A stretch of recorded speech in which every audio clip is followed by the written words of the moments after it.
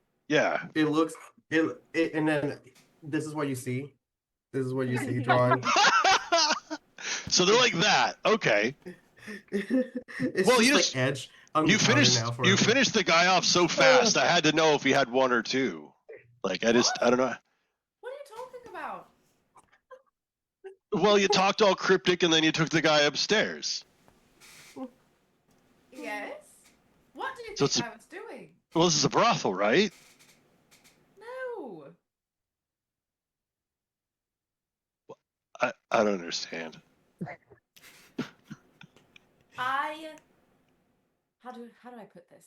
I'm very well known in this area for talking to people in ways that many other people don't listen the way that I do. Which, like, we went upstairs, and to be completely honest with you, I really didn't want to hear much of what he had to say. And he just demanded things of me, so I sent him out. But normally we talk for about an hour. Ish. Oh. Oh, well, sorry, I guess. Do I look like I run a brothel? I guess I kind Yeah. do. Yeah. Oh, hey, You look like you would run a I- very successful brothel. I smack him. Ew. I smack him in the. I was like, What? she's a lady. Be It's a compliment. Lord. She's attractive. It's a compliment, right? that doesn't mean you just go around telling people that It's they a run normal brothels. life. People have needs. It's incredibly normal to have needs like that. And if you need to get it from somewhere else, then I suppose as long as you're doing it consensually and safely, then by all means. I I'm not doing that though. Like I would let someone go upstairs and do that. That's fine. I'm just not the one doing it. And Nessie.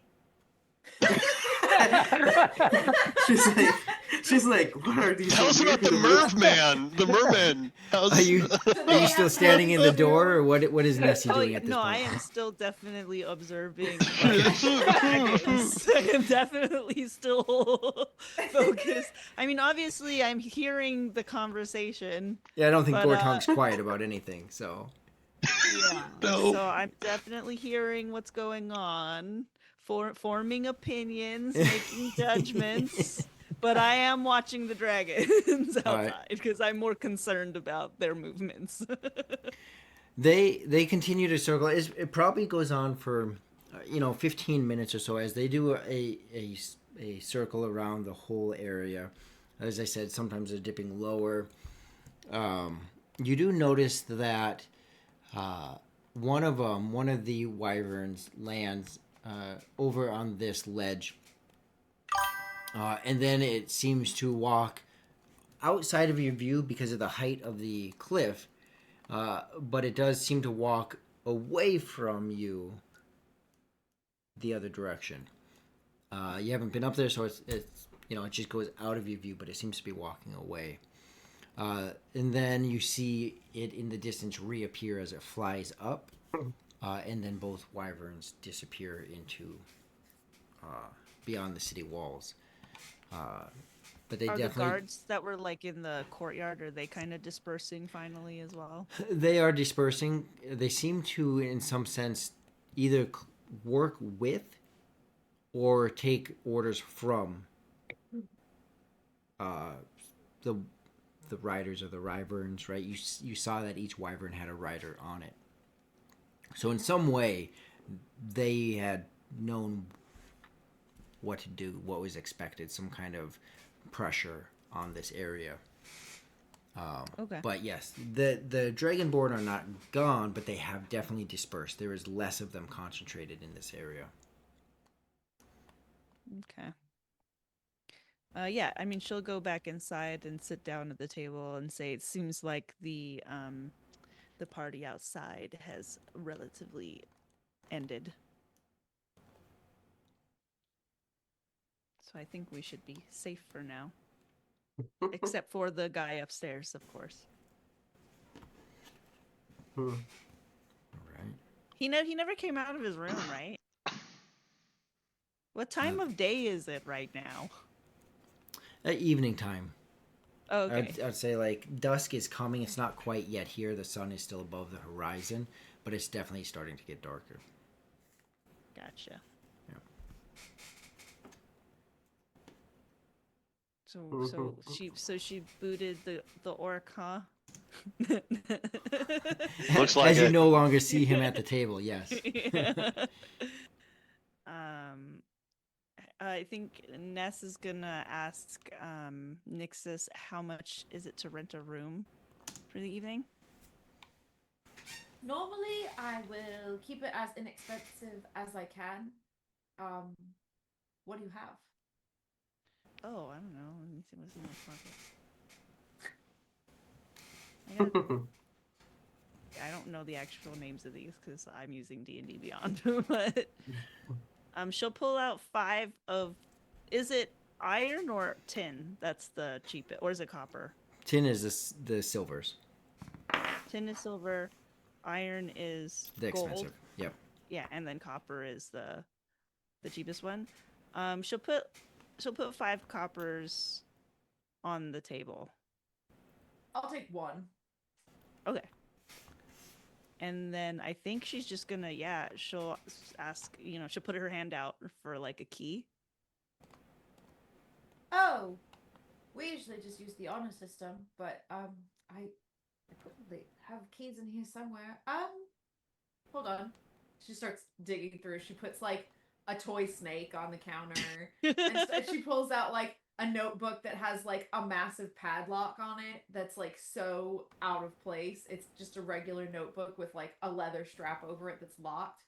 And just like a bunch of junk. Someone's like voodoo doll that they made. And she goes, I think you could try that one. And it's just like the most generic looking key you've ever seen in your whole life. I feel like, so I think Nessa's gonna like, she's gonna head up. She's gonna like, tip her head a little bit to the group and then head upstairs and then like look at all of the rooms and then just like start trying it on doors. And it works for all of them. So, you probably open the Dragonborn's door first. Like, Oh no. like pop the door open. It's like, oh no, close the door back up. That's not a good room. The rest should be free because not a ton of people stay there. Most of them just like come in, hang out, and then go home because they're mostly local. Well, not feeling super confident about the fact that the key works in every door. I think she's gonna pick a room relatively close to the end of the hall, and then just like start. She's gonna like start making herself comfortable in there. She's gonna take off all of the wrappings because she's probably like dying under all of the cloaks and stuff, and just like get settled in for the evening. Perfect. As it comes to a close for the evening, for each of you, what are you doing as we start to wrap up? I don't know if I want to go back to the. Do I have DM? Do I have to report back to the barricades, or can I just like? Am I because in if the morning? I don't have to. Each morning you have to report in. Then sometimes you get work. More often because of your position, you have work. Mm-hmm. You know, though, from being here for so long, that sometimes you end up not getting work, but you still have to report in. Everyone that is part of the labor force has to report in every morning. Sometimes, a lot of times, they don't get work, they don't get pay, they don't get food. But when they're needed, they're worked and they make up for all the missed days that they weren't able to work. Yours is more steady, right? And for that reason, as well as because of your heritage in specific, you get more like, what's the word I'm looking for? There's more disdain for you, both your lineage as well as the fact you have more stable work. But you report in every morning. I I go like Nixus, I'm going to take a room here. Oh, I'm closer to the gate here anyway, and then I can just report in the um, morning. well, unfortunately, I gave out my only key to Nessie, so if Right. I can pop the lock for you, and then you can just choose whichever room you want. Not the one in the front right, I don't think, and I don't know which one Nessie's staying in, but we can You'll try find all of quite a them few until of them are unlocked already. Oh, I can help you settle into one, and then if you want to, yes, make please. yourself at home. Yes, please, and thank you. I look at a Gortong, and I go like, please try to not burn the whole place to the ground while I'm not around. And please try not to get yourself killed. Why would I Good night. burn this place down? I don't know. You don't know. Wild I card. don't know you, bro. I don't know you. Well, you don't burn the place down. I don't know you. I've lived here longer. I don't think I have any intentions of burning it down anytime soon. I don't know. I think you got some repressed rage going on in there. I can sense that kind of thing. You I hear think- Nixus running down the stairs. Who I has go- repressed rage? This guy all over the place. Oh my I gosh, go- really? I look at it, it's like, Nixon, don't we all have repressed rage? I don't know. It's not always that severe. Is yours severe? Do you need to talk about it? No, I'm cool. I just hate I hate my boss in a healthy way. I think that's fair. Yeah, see. So you- that's the truth. You end up moving your way up to your room. Yeah. All right. Him and his suppressed rage. It's all in the footstep. It's all in every Yeah. footstep. Right. He's like stomp. Yeah. I am very I'm calm. fine. Everything's fine. As I walk upstairs, when Nixon, I go like, "What is up with that guy?" It's like he's the problem. Yeah, just go upstairs. I like him. Okay, well, you like everyone. You're very nice. Well, almost everyone, and I said almost everyone as like we walk past Dragonborn room. Almost. All right. Gorton, what about you, Gorton? Gortung will he'll slide Huengar's bowl of spinach over and finish that. And then he's like, well, thanks for the food. I owe ya. I guess I'll probably see you tomorrow. And I'm gonna get up and walk outside. Do I see a stables or something nearby? They have horses, I assume. You do not see any stables like what you're thinking. There are areas that you've seen as you're walking through where it looked like some kind of stable-esque. You haven't seen any horses. You've seen a various number of drakes. Okay. So likely it'd be a staging place for them, or it's something bizarre that you're not sure what it is. But it looks like some kind of bedding area. Wander around for a while trying to find stables and not finding them. And by my stables, I'm looking for like lizards, that are being. There would be resemblance to that, but not what you're used to. But what does resemble that tends to have a lot of like, you'll see a split of the lava, and then what looks like a lizard type of nesting area, like a roost, sort of kind of for the drake. But definitely around heat. Do they have any like water, like not watering holes, but like a trough or any sort of? I mean, even though they like heat, they need a drink, don't they? Not like they out have in blood. the public areas. You don't see water, you know, or you're experiencing that water is very much a commodity. Like you everyone needs it, yes, but it is not just out there for people to take. So Gortung's gonna head to the area where they said that he was supposed to like check into work in the morning. All right. And I'm assuming there's like, is it like laying bricks or is it like cracking rocks? What you were told there would be cracking rocks, but it literally will be whatever they tell you to do. Okay. But So I go check and I check out the area where the construction is happening, and I'm looking for like big piles of dirt or sand yeah, or something. Yeah, you see that. You saw it when you were walking past this area. You also, as you heard people talking in the tavern in the Crooked Step about, at least there's a place that I can rest under in the shade or something like that. So yes, there is what you're looking for in that construction area.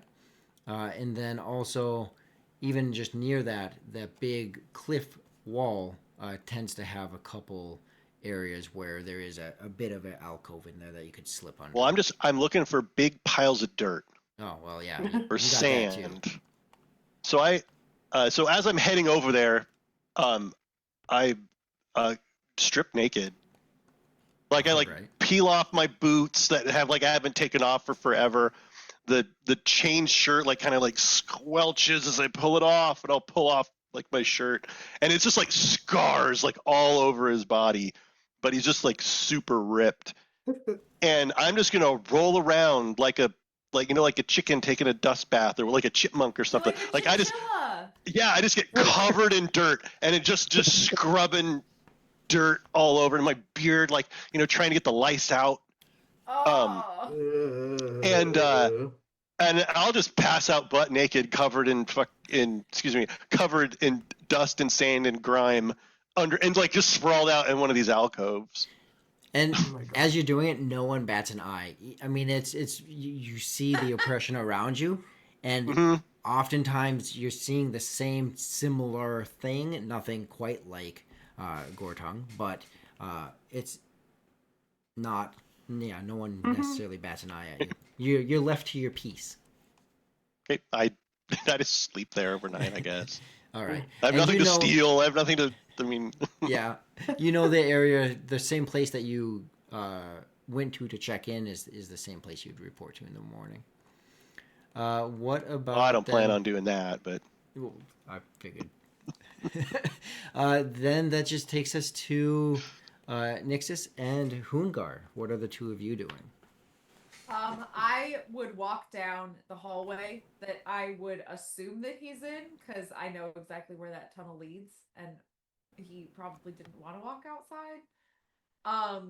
Which chair did you decide on? I like the smallest one. Isn't that the closest one to the exit? Yeah. So I've just been pacing back and forth. There's a little rut in the floor where I've gone back and forth so many times thinking about going out, and then I sat in the little chair and kind of gave up and fell asleep. So Nixus would come down the hallway, sit in the opposite chair. So that means, she sits down in front of you and leans and puts her elbows on her knees, and your knees are touching hers. So they're super close together, and she just says, "So do you want to start with where you came from or your childhood? But either way, we're going to talk about this." Well, it's a free session. Technically, those are the same, right? Not always. I guess that's true. And with the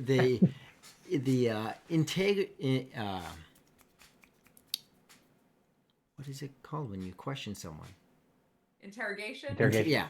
Yeah. With the interrogation kicking in, you're half asleep, you're semi uncomfortable, just stuck in this stone hallway. With Nessie, semi uncomfortable, a little bit just not knowing the area. You walked in on a Dragonborn. Cerule, you have your place. Each of you settling in. Gortung, you enjoying your dust bath, and everyone just leaving you alone. Each of you settle in for the night, And that wraps up today's session of Age of Ash and Scale. So hang with us for a few more minutes. We'll wrap up. We'll raid into Lord Gazumba. So please hang with us for about another 5 minutes.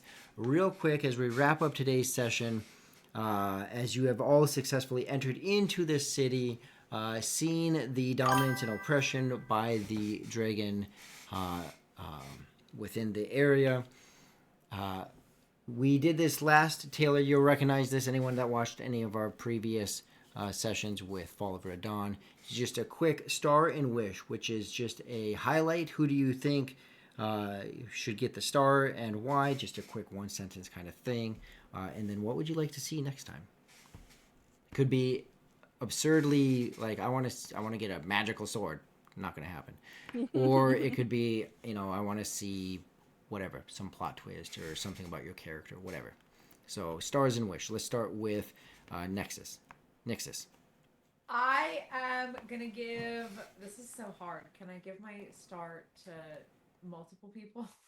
I want to tell you no, but yeah, go ahead.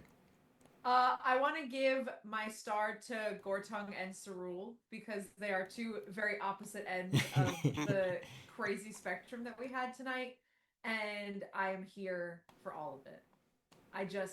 It was the perfect. Really, everybody was like the combination of a little bit of humor and a little bit of like seriousness mixed together. This is just like such a great dynamic. I love it so much already, and now I'm rambling. Anyway, and my wish is for Hungar to give me his entire life story in one shot, but also I don't expect that to happen, nor do I necessarily like want you to actually share all of that next session.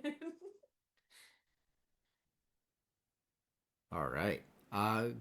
Gortung. Oh man, who to give this? I always want to. It's tough to like suss out some diplomatic approach to like handing out the stars, right? I think watching like the moral like conundrum play out in Cerule is. I mean, I get to sit back and watch that all day. Where he's just like, how do I feel? Which choice? And like rolling dice against him. He's like in combat with himself, right? Like the whole time, which I think is really fun to watch. And then for next session, I want some poetic justice, man. Like that. Like you set up that guy who like you helped that old man. You're in trouble, and then like a punch. No, we need a reason to get that guy. Like an operative. He walks into a dark alley, right? Like. So that's what I would say is we need to pepper in some poetic justice, please, because it'd be so good. All right, Hungar. I think I've got to give my star to the etchings on the table, and then the real-time etching. I was bragging. I was dying that whole time. Star goes to Mark's incredible art in real time. I will post it later, so stay tuned. That was perfect. That'll be our perfect. banner when we become like kings. It'll be on our flag. It'll be like the. Everyone gets a tattoo. What did you call that? What? John, what did you call that? A hemi Leopard geckos have hemipenes, Okay, but Dragonborn do not. So your thing is smoother than food should be the hemipene. That's right. Oh my god, hemipene. Oh. What do you guys call your adventuring party? The hemipenes. We are the hemipenes. Thank you very much. It happened in the first session. Smoother than smooth adventures with the hemipene. Yeah, the smooth adventures of the hemipenes. I don't know how to feel about that. We can't add memes every session. We can't like this one was like hemipenes and spinach. We can't, we gotta. We gotta do the brand at some point. How about you, Cerule? Where's your star and wish? Oh my god. I think that Taylor really deserves that star because I feel like she was a lot of the glue in this first episode. Like she really did bring a lot of us together. I feel like Nixon is such a fun character. I feel like I don't know. I feel like she's gonna dip her toes in everyone eventually. I don't know how well and ready and able we are all when we get our own therapy session. Um, but it was such a fun interaction with like not just her, but like with also the NPCs, like really bringing like I feel like Nixus is like squeezing the citrus, and we're all like, okay, here we are opening up. So I really do give my little star to Nixus. Nice. And Nessie. Oh wait, what's your wish? Oh, honestly, I really do wanna. I do want to punch that dragonborn really Right? bad. Times two. I am not gonna lie. I am ready for a beatdown. I want us to just like jump. I just want to jump them. I really do. All right. And Nessie, what about you? Star and wish. I think I gotta give the star to Gortong for the sheer audacity.